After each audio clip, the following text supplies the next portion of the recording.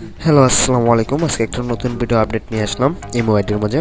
Imo board কীভাবে ফেলাই দিবেন, ইমো আইডি কীভাবে ফেলাবেন দেখেন। নাম্বার 6 আর নাম্বার 8-এর আইডি আমি কীভাবে ফেলাই, সবাই ধৈর্য ধরে দেখবেন, তাহলে মনে করেন কিছু শিখতে পারবেন। সর্বোচ্চ প্রথম আইডির ভিতরে টাচ করবেন, করার পর 3 ডট একটা দেখবেন, ওখানে টাচ করা মানে 1 আর 2-র মধ্যে দেবেন। দেওয়ার পরে সবটিতে মনে করেন একবারে পাইকারের যতগুলো আছে সবটিতে রিপোর্ট মারবেন। মারার পর মনে করেন কিছুক্ষণ অপেক্ষা করবেন, করার পর একটা SMS আসবে, সাকসেসফুল লেখা থাকবে।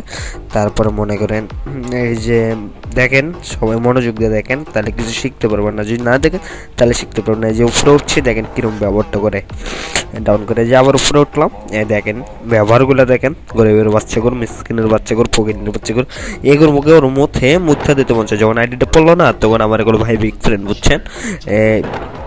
যে নাম্বার 6 নেই, নতুন আইডি উঠাইছে, এখন নাম্বার 8-এর পালা। এখন নাম্বার 8-এর আইডি ফেলা দেবো। যদি এরা ওয়ানে যায় বোর্ড শো একবারে ব্যান করে দিয়ে যাবো আজকে। এরা কী খবর, এরা হলো কুত্তা, বুঝছেন, কুত্তা লাল যেমন সোজা হয় না ওইরকম। এরা কী খবর, কিচ্ছু করার নাই। দেখেন সবাই গভীর মনোযোগ দিয়ে দেখবেন, তাহলে শিখতে পারবেন। আর যদি না দেখেন তাহলে শিখতে পারবেন না ভাই, পরে কইতে পারবেন না। দেখতে থাকেন মনোযোগ দিয়া, এগোর মুখে মুইতা দিতে মন চায়। আর এগোরে যেখানে দেখবেন থাপটে মনে করেন লোকেশন চেঞ্জ করে দেবেন গা অনলাইনের ভিতরে, বুঝছেন।